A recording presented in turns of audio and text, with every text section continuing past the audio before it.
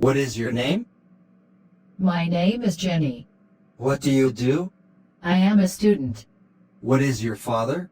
My father is a doctor. What is your mother? My mother is a housewife. What is your hobby? My hobby is writing stories. What type of story do you like most? I like all type of stories. What makes you happy and what makes you sad? Giving something to poor make me happy and seeing distressed people make me sad. What do you want to be in future? I want to be a great writer in future. Oh, great. What will you do to make your dream true?